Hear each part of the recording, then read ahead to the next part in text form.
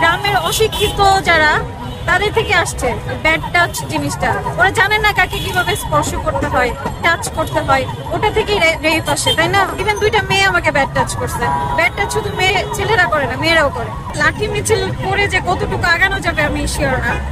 এটা যে হচ্ছে, এই মিছিলটা যে হচ্ছে, এটা আসলে আন্দোলন তো অনেক হয়ে গেল, তাই না? ডক্টর মোহাম্মদ ইউনূস নতুন একজন সরকার আসছেন, সরকার বা উপদেষ্টা যাই হোক উনি আসছেন, রেপ হয়েছে, এটা বাংলাদেশে একটা কালচার হয়ে গেছে। বাট আমি দেখতে চাই কোনটার সত্যতা কতটুকু, আসলে যা হচ্ছে তা কি আসলেই হচ্ছে, নাকি আমরা ছেলে মানুষ বা পুরুষ মানুষদেরকে বেশি খারাপ বানিয়ে ফেলছি, যতটা না তারা না। তো এটা নিয়ে আমার একটু খাপলা লাগতেছে, এটা সত্যি কথা। বাট সত্যি কথা, আপনারা যে আপনি 3জন পুরুষ মানুষ, আপনারা কি মনে হয় আপনারা খারাপ মানুষ মনে করেন আপনাদেরকে? আপনার কাছে কি মনে হয়? না, আপনারা সবাই ভালো মানুষ, সবাই ভালো মানুষ। ওই যে ব্যাড টাচের একটা কালচার আছে আমাদের ছোটবেলা থেকে, এটা ওই যে গ্রামের অশিক্ষিত যারা তাদের থেকে আসছে ব্যাড টাচ জিনিসটা। ওরা জানে না কাকে কিভাবে স্পর্শ করতে হয়, টাচ করতে হয়, ওটা থেকেই রেপ আসে, তাই না?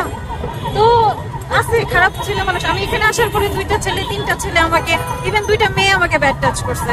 ব্যাড টাচ শুধু ছেলেরা করে না, মেয়েরাও করে। মেয়েরা উল্টা পাল্টা জায়গায় হাত দেয়, বুঝছেন?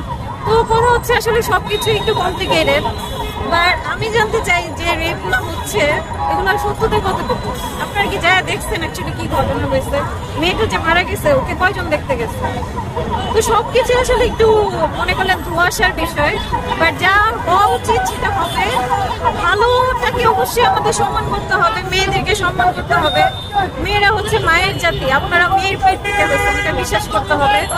মেয়েদেরকে সম্মানটা আসলে বাংলাদেশের মানুষ কম দেয়। আপনারা অনেক খারাপ খারাপ কমেন্ট করেন ফেসবুকে, অনেক খারাপ খারাপ কথা বলেন, বাট আপনিও মায়ের পেট থেকে হয়েছেন।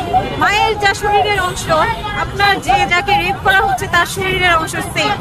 মেয়েদেরকে একটু সম্মানটা বাড়াইতে হবে।